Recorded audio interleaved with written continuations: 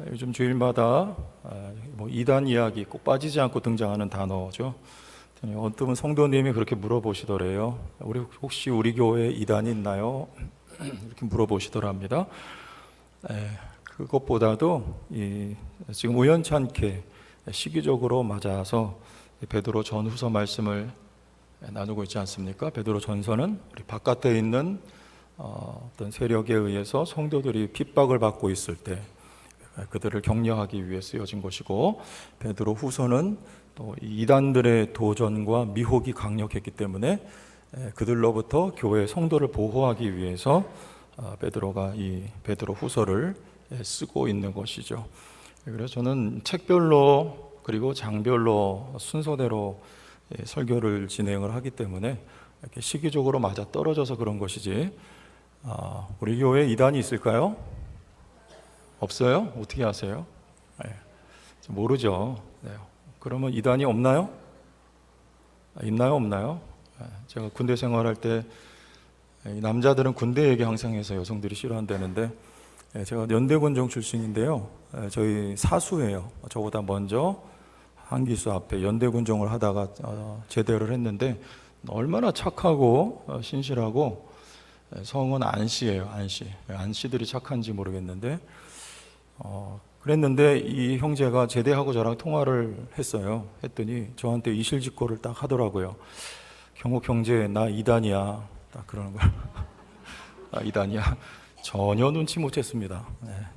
어느 날 제가 사수니까 같이 근무하는 기간이 겹쳐 있잖아요. 막 뭔가 출력을 하는데 성경은 아니고 이상한 내용을 출력을 하더라고요. 그래서 그냥 그런가 보다 싶었는데, 제대하고 나서 이야기를 하더라고요. 구미에 살고 있는데 지금도 거기 있는지 모르겠습니다.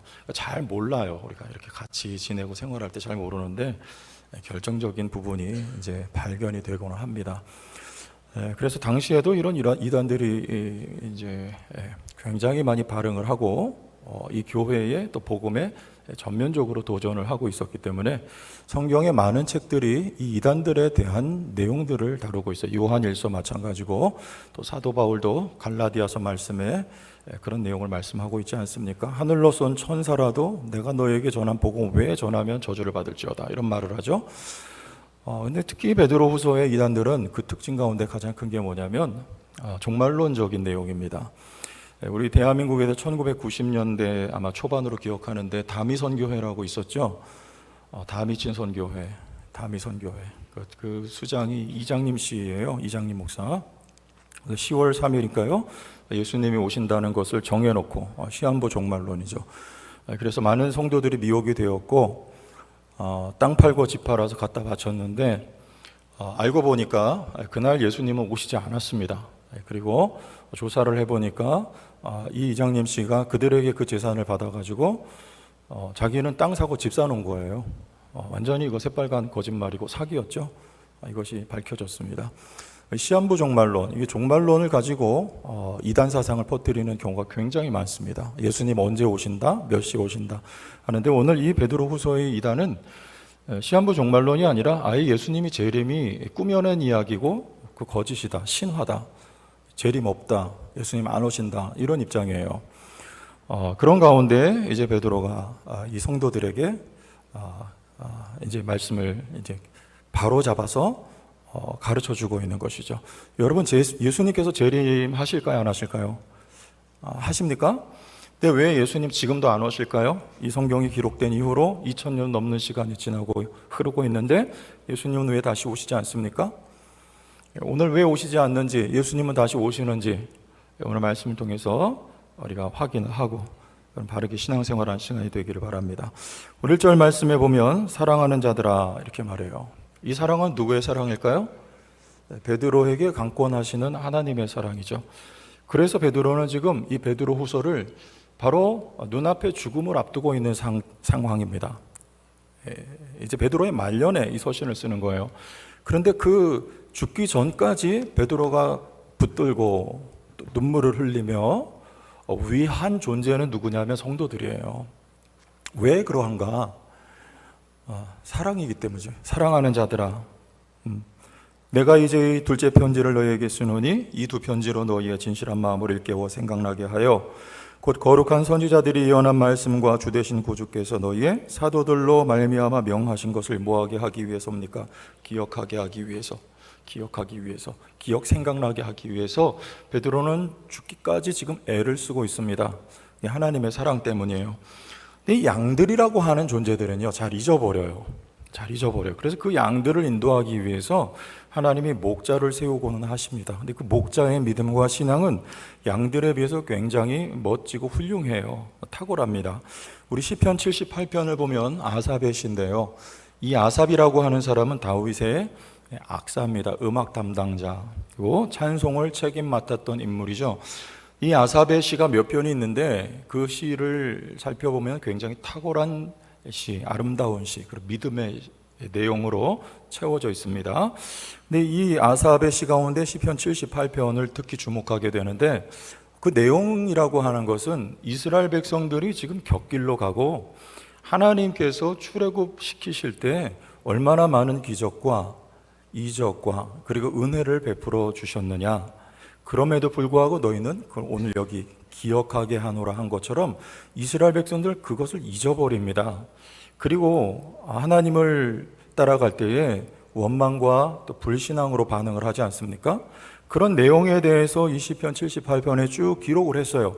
그리고 그 말미에 다윗이라고 하는 인물을 말씀을 합니다. 다윗을 왜 세웠느냐? 그 우매한 백성들을 이 다윗을 세워서 인도하기 위해서 하나님이 다윗을 세우는데 이 양들, 백성들과 이 다윗의 이 신앙이라고 하는 게 큰 차이를 보여요. 대표적으로 시편 78편 37편을 보면 7절을 보면 이는 하나님께 향하는 그들이 누구냐면 이스라엘 백성이에요. 마음이 뭐가 없습니까? 정함이 없어요. 그러니까 오락가락하고 하나님을 생각했다가 세상 생각했다가 나 생각했다가 갈팡질팡해요. 이게 백성들의 마음입니다. 정함이 없으며 그의 언약에 성실하지 않았다. 이 백성들이 이래요. 정함이 없었다로 특징할 수 있습니다.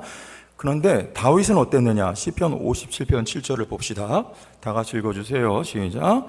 하나님이여 내 마음이 확정되어 싸우니 내가 노래하고 내가 찬송하리이다. 백성들은 정함이 없었지만 하나님이 세우신 다윗은 확정되었습니다. 누구에 대해서? 하나님께 대해서. 다윗은 마음을 정했고 그 마음이 흔들리지 않는다 그 말이에요. 여러분, 이 큰 차이가 있습니다. 그런데 여러분, 누가 주인공일까요? 여기서 우리는 쉽게 성경의 인물 다윗이 주인공이라고 생각하죠. 그런데 하나님이 다윗을 이렇게 멋지게 세우신 것은 이 우매하고 어리석은 백성을 섬기라고 다윗을 세우신 거예요. 하나님은 이 백성을, 패역한 백성을 버리지 않고 사랑하신다는 말입니다. 그들을 사랑하시기 때문에 이 훌륭한 다윗을 세워서 백성을 인도하시겠다는 거예요. 그러니까 오늘 사랑하는 자들아 베드로가 말할 때 베드로와 같은 사도를 하나님이 세워주신 것은 그 백성들을 위하여 하나님이 세워주신 하나님이 강권하시는 사랑이 이렇게 사랑하는 자들아라고 지금 표현이 되고 있다 그것이죠. 그럼 누가 주인공입니까? 베드로가 주인공입니까? 교회 성도들이 주인공입니까? 사도 바울이 말했습니다. 내가 주인공이 아니라고 바울은 말해요. 하나님께서 나를 사도로 세우신 것은 이방인들에게 복음을 전하게 하기 위해서, 이방인들 가운데 하나님이 택하신 자녀들이 주께로 돌아오는 일을 위해서 하나님이 나를 사도로 세우셨다 라고 말을 하니까, 여러분 누가 주인공입니까? 사도 바울이 주인공입니까? 아니면 택하신 하나님의 양들이 주인공입니까? 양들이 주인공이죠. 여러분, 교회의 주인공은 누굽니까? 담임 목사입니까? 성도입니까? 여긴 대답 잘 하시네요. 일부 예배 때는 절대 대답 안 하시더니, 여러분 담임 목사 주인공 아니에요. 성도가 주인공입니다. 담임 목사를 세우신 거는 성도를 섬기기 위해서 하나님이 세우신 건데, 자칫하면 담임 목사가 주인공처럼 여러분 그렇게 여겨질 때가 많아요. 그래서 우리 교회 주보에도 전면에 보면은 여기 담임 목사 이름이 없습니다. 설교자 이름만 있어요. 보통 주보에는 리브 그래가지고 아무개 이렇게 아주 거창하게 이름들을 박아놓고는 하는데, 저는 그것을 그냥 빼버렸습니다. 그리고 한 장 넘기면 담임 목사 이름이 나와요. 그것도 맨 밑에 깔려 있습니다. 어떻게 있어요? 깔려 있어요. 담임 목사 최경 맨 밑에 있어요. 공동파 송목이 전도사님들 밑에 딱 밑에 있어요. 제가 뭐 이거 잘난 척 하려고 이렇게 하는 게 아니라, 여러분 이건 제 평상시에 생각이에요. 담임 목사는 주인공이 아닙니다. 이것을 이렇게라도 표현하고 싶어서 그러는 것뿐이지, 몸부림이지, 제 잘난 척, 이게 잘난 척도 아니고 하려는 게 아니란 말이에요. 돌아오는 토요일 날 우리 26분이 임직자가 이제 직분을 받게 됩니다. 여러분들 꼭 기억하셨으면 좋겠습니다. 다 교회 중직자들인데, 중직자는요 교회 주인공들이 아니에요. 중직자는요 성도들을 섬기라고 하나님이 세워주신 것이고 교회인들이 선출해 주신 거예요. 믿습니까? 그러니까 늘 겸손하게 주님과 동행하면서 섬기는 자리에 머물러 있는 거, 여러분 이 마음이, 첫 마음이 변함이 없기를 예수님의 이름으로 축복합니다. 저와 함께 동역을 하실 분들은 그렇게 해 주시기를 부탁을 드립니다. 우리는 다 주인공이 아니에요. 저는 심지어 담임 목사도 아니에요. 저는 부목사예요. 담임 목사는 예수님이세요. 저는 주님이 시키는 것만 하는 사람이에요. 여러분 교회 머리는 그리스도요. 교회 섬김을 받아야 될 대상은 성도들이요. 그리고 우리는 서로 종노릇하는 존재들일 뿐입니다. 꼭 기억하세요. 하나님의 사랑은요, 그래서 믿음 주신 사람을 통해서 흘러가는 내리사랑이에요. 왜 하나님이 나에게 믿음을 주셨느냐, 여러분 기억하시고 생각하십시오. 왜 하나님이 다윗에게 그런 믿음을 하나님을 향하여 변함이 없는 정한 마음을 하나님이 다윗에게 주셨느냐? 왜 사도 바울에게 그와 같은 성령의 충만함과 믿음을 주셨느냐? 왜 스데반과 빌립에게 성령의 충만함과 지혜를 주셨느냐? 하나님의 백성들을 섬기는 자리에 있으라고, 주인공 되라고 한 거 아니다. 그럼 모든 주의 사역자들, 일꾼들이 다 되시길 축복합니다. 이 교회가 아름다워지는 거예요. 그러면요, 아름다워져요. 하나님이 우리를 이처럼 사랑하신다 하는 거예요. 하나님 우리를 사랑하신다. 그래서 누군가를 세워 우리를 섬길 수 있게 해주신다. 하나님은 보혜사 성령을 우리에게 보내주셔서 우리를 돕게 하신다. 왜냐? 하나님 여러분들을, 우리를 사랑하시기 때문입니다. 변함없는 진리예요. 자, 그래서 우리 지난 첫 시간에 믿음의 기초를 하나님이 부르심과 선택이라고 했습니다. 이 기초가 든든해야 우리가 그 위에 믿음의 집을 세워가야 된다고 말씀을 드렸어요. 하나님과 부르심과 선택, 무엇을 위하여 부르셨느냐? 부르심과 선택의 그 배경과 의미는 무엇이냐? 하나님이 우리를 사랑하신다. 그 사랑이 변함이 없다는 것이죠. 우리 13절 말씀을 한번 읽어봅시다. 같이 읽으시면 좋겠습니다. 시작. 우리는 그의 약속대로 의가 있는 곳인 새 하늘과 새 땅을 바라보다. 자, 보이십니까? 새 하늘과 새 땅이 보이세요? 하나님이 왜 여러분들을, 하나님이 왜 아브라함을 갈대아 우르에서 선택하여서 그를 불러내셨느냐? 땅을 주시기 위하여 아브라함에게 약속을 하신 것입니다. 하나님이 왜 이스라엘 백성들을 자기 백성으로 선택하셨느냐? 가나안 땅으로 인도하시고 하나님의 나라를 만드시기 위하여서 이스라엘 백성을 선택하시고 부르셨다는 것입니다. 하나님이 왜 여러분들을 하나님의 자녀로 택하시고 일찍이 부르셨느냐? 들어갈 나라, 들어갈 땅이 있다는 거예요. 하나님의 나라는 이미 여러분 심령에 맺지만, 그러나 영원한 하나님의 나라가 기다리고 있습니다. 새 하늘과 새 땅이 여러분 앞에 있는 것입니다. 이 말은 뭐예요? 주님의 재림이 반드시 있다는 얘기입니다.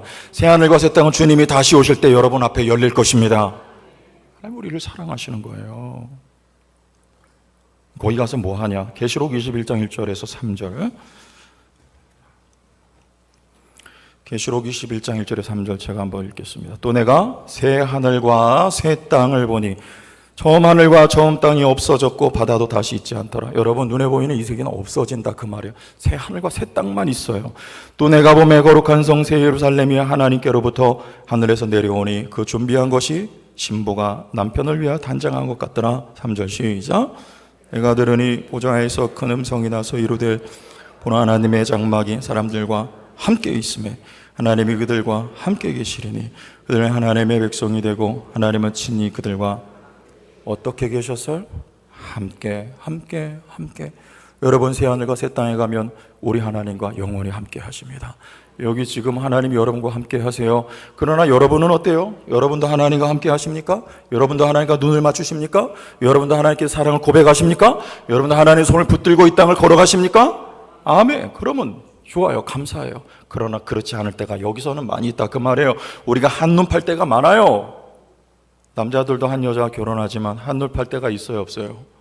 솔직히 얘기들 해봐요. 있어요, 없어요? 있다 그 말이에요. 네? 이렇게 앉고 이렇게 본다 그 말이에요. 남자들이 그래요. 여러분, 우리 주님 사랑 놔두고 한눈 팔 때 있어요, 없어요? 많이 있습니다. 저 영원한 하나님의 나라에 가면, 새하늘과 새 땅에 가면 하나님이 우리와 함께 하신단 말이에요. 함께 한다는 건 뭐예요? 우리 그 영원히 하나님과 함께 해요. 거기 영생 복락이 있어요. 기쁨과 희락과 감사, 평안이 있어요. 함께 한다는 건 우리 연인들 간에 말놀이 하잖아요. 나는 가장 좋아하는 라면이 있어. 당신과 함께 라면을 가장 좋아해. 말놀이. 무슨 말입니까? 유치하죠? 유치 뽕짝이죠? 사랑한다 그 말이에요. 난 너 사랑해. 난 너하고 함께 있는 게 좋아. 미치도록 좋아. 네가 좋아. 내가 좋아. 네가 좋아. 우리 하나님도 함께 한 문장에 이 세 번이 나와 있어요. 하나님 여러분을 사랑하십니다. 여러분을 사랑하시는 그 사랑이 변함이 없어요. 우리의 사랑은 정함이 없는 사랑이나 하나님의 사랑은 정해진 사랑이요, 변하지 않는 사랑이요, 영원무궁한 사랑이요. 하나님이 우리를 그래서 부르시고 선택하신 것입니다. 여러분을 사랑 베풀기 위하여 부르셨다 그 말이에요. 로마서 8장 39절에 그 어떤 피조물도 끊을 수 없는 하나님의 사랑 위에 여러분의 믿음의 기초를 세우고 일어서서 신앙의 여정을 달려가시기를 예수님의 이름으로 축복합니다. 그래서 주님은 우리를 사랑하시기 때문에 반드시 오세요. 이 거짓 교사들이 하는 말을 들어봅시다. 4절이에요. 이르되 주께서 강림하신다는 약속이 어디 있느냐? 어디 있느냐?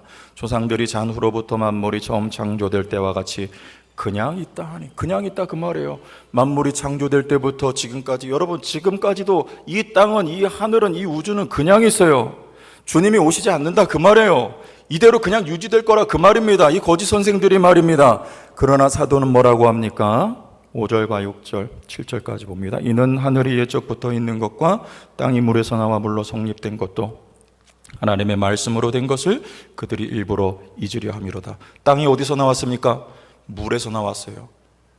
묻이 있으라 주님 말씀하시니까 땅이 드러난 거예요. 물이 아래로 내려갔습니다. 그렇게 해서 땅이 생겼어요. 근데 이게 어떻게 돼요? 6절 보니까 이로 말미암아 그때의 세상은 물이 넘침으로 멸망하였으되, 하나님께서 창세기 6장 말씀에 보면 죄악이 세상에 관영하여 도저히 하나님 두 눈 뜨고 보실 수가 없어가지고 이 세상을 다 쓸어버릴 때 물로 쓸어버리신다 그 말이에요. 하나님이 땅을 물을 아래로 내리시고 묻이 드러나게 하셨는데 그 땅을, 그 물질을, 그들이 그렇게 좋아하는 이 물질 세계를요, 하나님이 물로 다시 다 덮어버리고 그 위에 방주만 동동 떠오르도록. 여러분, 이 일이 역사 속에 이미 있었습니다. 성경에 기록이 되어 있다 그 말이에요. 지금 베드로가 그 말씀을 하고 있는 것입니다. 그러나 이 일이 앞으로 장차 올 일에 대한 예시요, 보여주는 건 미리 보여주는 거예요. 우리 주님이 반드시 다시 오시는데 그때는 물이 아니라 불로써 세상을 망하게 하시리라. 그리고 교회 안에 신실한 성도들, 경건한 자들, 알곡들은 하나님이 택한 백성들은 하나님이 방주를 떠올려 그들을, 노아와 가족을 구원하셨듯이 하나님의 택한 자녀들 하나님이 구원해내시리라는 약속이 이 말씀에 있는데, 7절을 넘어 9절을 봅시다. 9절, 아니 10절 봅니다. 10절. 그러나 시작.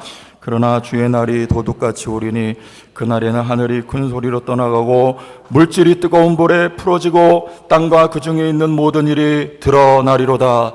여러분, 물질이 얼마나 좋아요? 하나님은 보이질 않습니다. 그래서 하나님이 뒷전일 때가 많아요. 우린 눈에 보이는 것이 우리의 제일 가치가 될 경우가 너무나 많다 그 말입니다. 그러나 우리가 그렇게 사랑하던 그 물질이, 여러분, 풀어진다는 말은 다 녹아진다는 말이에요. 정말에 하나님이 불로 세상을 심판하실 때 그 불이 얼마나 뜨겁냐면은 이 모든 세상을 다 녹여버릴 만큼 뜨거운 불로서 하나님이 세상을 녹여버리시고 물 가운데 방주를 하나님이 띄워서 구원하셨듯이 택하신 백성들을 하나님 그 가운데서, 불 가운데서 구원하시겠다는 약속이 여러분 앞에 있다는 것을, 여러분 이 말씀을 믿는 은혜가 있기를 축원합니다. 성령의 감동받은 백성들. 그래서 우리는 어떻게 살아야 돼요? 어떻게 살아야 됩니까? 그날과 그 시, 그때 너희가 모르기 때문에 우리 예수님께서 말씀하십니다. 깨어 있어라, 깨어 있어라. 여러분, 깨어 있는 건 뭐예요? 지금 눈 감고 계신 분들, 주무시는 분들 계시면 깨세요. 예수님 말씀하십니다. 깨어 있어라. 아, 이게 깨어 있는 거예요? 아니요. 잠들고 있는 건 뭡니까? 잠들어 있는 건 세상에 취해 있는 거예요. 술 취하지 말라. 너희는 오로지 성령의 충만함을 받으라 말씀하십니다. 그럼 뭐가 술 취하는 거예요? 세상에 취해 있는 거예요? 세상에 눈이 멀어 있는 거예요? 세상에 정신이 나가 있는 거예요? 혹시 여러분 가운데 그런 분 안 계십니까? 여러분, 그게 잠들어 있는 거예요. 깨어있지 못하는 것입니다. 반대로 깨어있는 것은요, 10처녀 가운데 5명의 처녀는 깨어 있었습니다. 신랑이 반드시 오신다는 것을 믿고 있었어요. 그들은 세상에 취해 있지 않아 등 준비, 기름 준비하고 깨어 있었어요. 그들은 신랑이 오실 때 신랑을 맞이하는 영광을 누리게 됩니다. 그러나 나머지 5명의 처녀는 잠들어 있어요. 그들은 버림받게 되는 거예요. 여러분, 이 세상이라는 게 얼마나 우리를 미혹하며 얼마나 매력적입니까? 오죽하면 마귀가 예수님 앞에 이 세상을 들고 나와서 내가 나에게 절하면 만국 영광을 보여주면서 내가 이것을 너에게 다 주리라. 감히 건방지게. 원래 그게 누구 것입니까? 예수 그리스도로 말미암아 하나님이 창조하신 만물 세상 아닙니까? 그러나 그것은 도적질하고 여러분뿐만 아니라 거기에 지금 세상을 주관하는 자로 군림하면서 그것을 가지고 마귀가 가진 것은 그거밖에 없는 거예요. 그것을 가지고 예수님을 미혹할 뿐만 아니라 성도들을 오늘날도 미혹하고 있다, 그 말입니다. 여러분의 삶에 있어 가치가 뭐예요? 여러분 좋아하는 게 뭐예요? 어디를 바라보고 있습니까? 보이지 않는 하나님을 바라보는 믿음을 여러분에게 주셨다면 여러분 성령으로 충만하게 되기를 바라며 보이지 않는 하나님을 소망하는 여러분들이 되기를 원합니다. 아직은 연약할지라도 이 세상의 값어치가 여러분에게 점점 떨어져 나가고, 베드로전서 말씀에 베드로가 말해요. 시련이 너에게 힘들고 어렵지만 불 가운데서 너희를 연단하는 것이지만 없어질 금보다 너희의 믿음이 더 귀하다. 우리 믿음을 통해서 보이지 않는 하나님을 소망하며 이 땅을 살아가고 새하늘과 새 땅이 우리에게 도래할 때에 우리는 그 하나님을 만나게 될 것입니다. 깨어서 신앙생활하는 우리 모두가 되길 주의 이름으로 축원합니다. 깨어있으라 말씀하고 있어요. 그러면 한 가지만 더 봅니다. 왜 주님은 지금까지 오시지 않고 지체하고 계시냐? 왜 오시지 않을까요? 우리 9절, 주의 약속은 어떤 이들이 더디다고 생각하는 것 같이 더딘 것이 아니라 오직 주께서는 너희를 대하여 어떻게 하사? 주님은 오래 참으시기 때문에 지금 참고 계신 거예요. 아무도 멸망하지 아니하고 다 회개하게 이르기를 원하시느니라. 여러분, 먼저 알 것은 시간 개념이 우리와 하나님 달라요. 사랑하는 자들아, 죽기는 하루가 천년 같고 천년이 하루 같다는 이 한 가지를 잊지 말라. 하나님에게 있어 시간은 우리의 시간과 다릅니다. 하루가 천년 같고 천년이 하루 같아요. 시간 개념이 다르다는 말이에요. 여러분, 우리는 오랫도록 기다리지만 하나님의 시간은요, 때가 있어요. 때. 무슨 때? 하나님 일하실 때가 있습니다. 우리는 그 때를 모릅니다. 그러나 하나님은 이 땅에 뭔가 하늘문을 여시고 하나님이 일하실 때 하나님은 때가 있어요. 비를 거둬가실 때가 있고 비를 내리실 때가 있고 여러분의 기도를 들어주실 때가 있고 지연하게 하실 때가 있고 여러분의 마음을 소원을 하나님이 들어주실 때가 있고 주님이 재림하실 때가 있어요. 우리는 그때를 근데 중요한 건 모른다는 거예요. 인내하며 기다림이 우리에게 필요한 것입니다. 첫째는 시간 개념이 달라요. 두 번째, 주님이 오시지 않는 이유는 아직까지도 오래 참으신단 말입니다. 뭘 오래 참으시느냐? 주님 기다리신다 그 말이에요. 누구를 기다리시느냐? 믿지 않는 자들을 물론 주님 다시 오실 때 그들을 불러서 심판하실 것이요, 이 옛 세상을 불러서 다 주님이 녹여버리실 것입니다. 새 하늘과 새 땅이 오도록 주님이 다시 오실 것입니다. 그러나 누구를 기다리시느냐? 그 가운데 있는 알곡들을 주님이 기다리신다 그 말이에요. 마태복음 13장 36절에서 43절을 읽어보고 갑시다. 마태복음 13장 한 절씩 저랑 교독하며 읽습니다. 마지막 때 있을 일. 이에 예수께서 무리를 떠나서 집에 들어가시니 제자들이 나와 이르되 밭의 가라지의 비유를 우리에게 설명하여 주소서. 대답하여 이르시되 좋은 씨를 뿌리는 이는 인자요 밭은 세상이요 좋은 씨는 천국의 아들들이요 가라지는 악한 자의 아들들이요 가라지를 뿌리는 원수는 마귀요 추수 때는 세상 끝이요 추수꾼은 천사들이니 그런즉 가라지를 거두어 불에 사르는 것 같이 세상 끝에도 그러하리라. 인자가 그 천사들을 보내리니 그들이 그 나라에서 모든 넘어지게 하는 것과 또 불법을 행하는 자들을 거두어 풀무불에 던져 넣으리니 거기서 울며 이를 갈게 되리라. 그때에 의인들은 자기 아버지 나라에서 해와 같이 빛나리라. 귀 있는 자는 들으라. 여러분, 가라지는 골라서 불에 사르실 것입니다. 그러나 그 가운데 알곡이 있어요. 발곡을 위해서. 사도 바울은 말합니다. 로마서 11장 25절에 이방인의 충만한 수가 들어오기까지 아직 이방인 가운데 복음이 지금 전 세계를 돌아 휘몰아치고 있습니다. 그러나 아직 구원받아야 될 하나님의 백성이 있어요. 여러분 주변에 있습니까? 없습니까? 있잖아요. 우리 주변에만 있는 것이 아닙니다. 여러분 과거에도 있었고 지금도 있고 앞으로도 올 거예요. 앞으로 구원받을 하나님의 택한 영혼들, 택한 백성들이 모두 구원받은 하나님의 백성의 총수에 들어오기까지, 그게 요한계시록 7장 말씀해 보면 14만 4천 명이라고 말씀하고 있습니다. 여러분 이거는 상징수예요. 문자적으로 14만 4천 명이 아닙니다. 이스라엘 12지파 12,000명씩 계산하면 14만 4천이 나와요. 그러나 구원받을 하나님의 백성의 수가 정해져 있다 그 말이에요. 우리는 그걸 모르지만 몇 명인지는 그 수가 다 차기까지 하나님은 기다리시고 계십니다. 우리를 사랑하신다 그 말이에요. 또 하나, 여러분의 믿음이 성장하기까지 18절 맨 마지막에 오직 우리 주 곧 구주 예수 그리스도의 은혜와 그를 아는 지식에서 어떻게 해라? 자라가라. 영광이 이제와 영원한 날까지 그에게 있을지어다. 여러분 우리의 믿음의 자람을 하나님은 기다리고 계십니다. 구원받을 백성들, 그들의 믿음의 자람. 그래서 우리가 자녀 구실할 때까지 하나님의 영광을 얻으시기까지 하나님이 기다리신다는 그 말이에요. 이스라엘 백성들이 애굽에 몇 년 있었나요? 대답해 보세요. 몇 년? 430년. 그것도 부족해서 광야로 내몰렸을 때 거기서 몇 년입니까? 40년. 여러분 이건 무슨 시간입니까? 이스라엘 백성들이 자라는, 성장하는 시간이에요. 금방 갈 수 있는데, 불과 2주면 가나안 땅에 들어갈 수 있는데 왜 하나님이 이렇게 우리를 돌리느냐? 여러분 기억하세요. 하나님도 여러분을 기다리고 오래 참고 계십니다. 여러분이 믿음이 자랄 때까지, 여러분이 철이 들 때까지, 여러분 자녀 구실할 때까지. 하나님 자녀란 말이에요. 하나님 기다리세요. 오래 참으십니다. 우리 주님 지금도 오시지 않는 이유는 우리를 사랑하시기 때문이에요. 오래 참고 기다리세요. 그래서 우리는 이때를 살아갈 때 어떻게 살아가야 할 것인가? 첫째는 에녹처럼, 우리 창세기 5장, 6장 여기 보면 에녹이 나오면 에녹은 어떻게 살았습니까?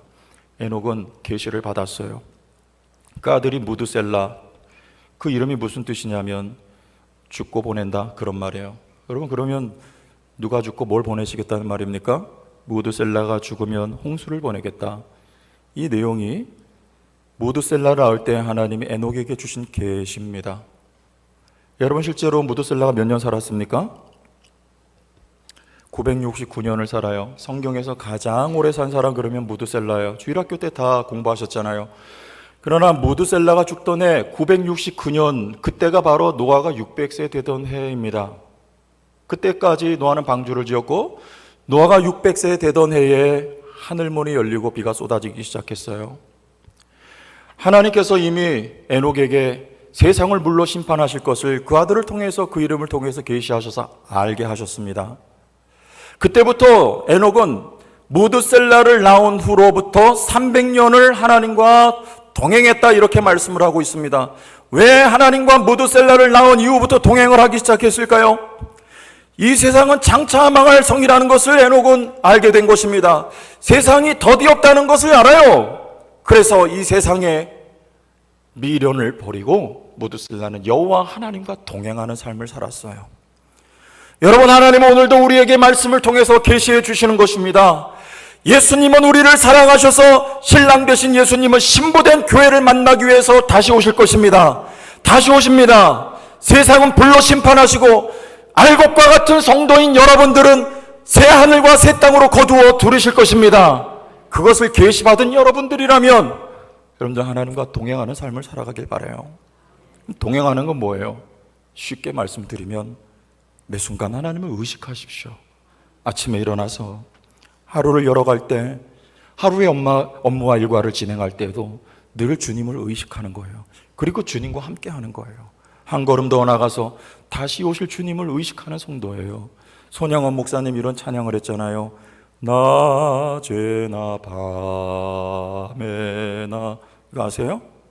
트로트 아니에요. 눈물 머금고 내 주님 오시기만 고대합니다. 가실 때 다시 오마 하신 예수님. 이 우리 고백이 돼야 돼요. 오 주여 언제나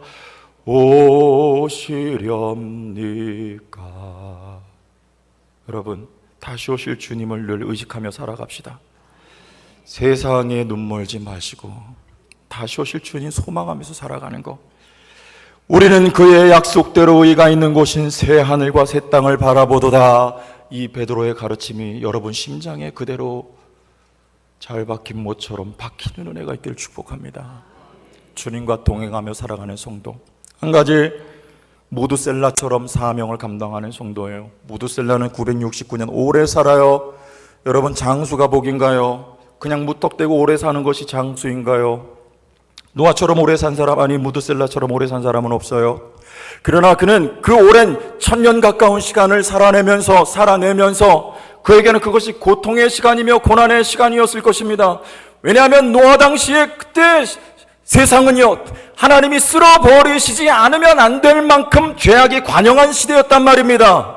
물로써 세상을 쓸어버려야만 할 그 시대에 의인이었던 하나님의 자녀들, 셋의 후손들, 특히 무드셀라는요, 1000년 가까운 시간을 살아내면서 얼마나 그 마음이 괴롭고 고통스러웠을까. 그러나 무드셀라의 사명은요, 하나님이 허락하여 그 주신 시간을 살아내는 것입니다. 하나님의 나라를 뒷받침하는 것입니다. 무드셀라가 살았기 때문에 노아는 방주를 지을 수가 있었어요. 무드셀라가 살아있는 동안은 세상에 비가 오지 않는 것입니다. 물로 하나님께서 세상을 심판하시지 않는 거예요. 무드셀라는 그저 살아냈어요. 자기의 일생을 살아낸 것입니다. 여러분, 오늘 우리에게 주어진 사명이 무엇입니까? 어떤 선교사처럼 먼 곳에 나가서 선교를 해도 좋지만은 그렇지 않아도 여러분 일생을 살아내는 거, 아니 일상을 살아내는 거. 여러분, 주어진 오늘의 하루의 삶과 내일의 일상이 기적인 줄 믿으시길 바랍니다. 스피노자라고 하는 유명한 사람이, 철학자가 그런 말을 했어요. 나는 내일 지구에 종말이 온다 할지라도 오늘 한 그루의 사과나무를 심겠다. 여러분, 만약에 내일 주님이 다시 오신다고 하시면 오늘 무엇을 하시겠습니까? 어떤 믿음의 태도와 자세를 여러분 가지고 살아가시겠습니까? 일상을 사세요. 똑같아요. 내일 주님이 오신다고 해서 기도원에 들어가서 차려 기도하고 금식할 필요 없단 말입니다. 그거는 위험한 신앙이요, 잘못된 신앙이에요. 예수님께서 우리에게 가르쳐 주신 신앙은 일상생활하는 중에 두 사람이 밭을 갈다가 두 사람이 맷돌을 돌리다가 한 사람은 들림을 받고 한 사람은 버려둠을 당한다는 것입니다. 일상생활을 하되 주님과 동행하는 생활을 하시길 바랍니다. 다시 오실 주님을 의식하고 일상생활에 임하시는 성도들이 되시기를 주의 이름으로 축원합니다. 하나님은 여러분을 사랑하시고 예수 그리스도는 신부 되신 교회를 맞이하기 위해서 반드시 다시 오실 것입니다. 이 종말의 때 주님 주신 말씀과 믿음으로 승리하는 성도들 교회가 되기를 주의 이름으로 축원합니다.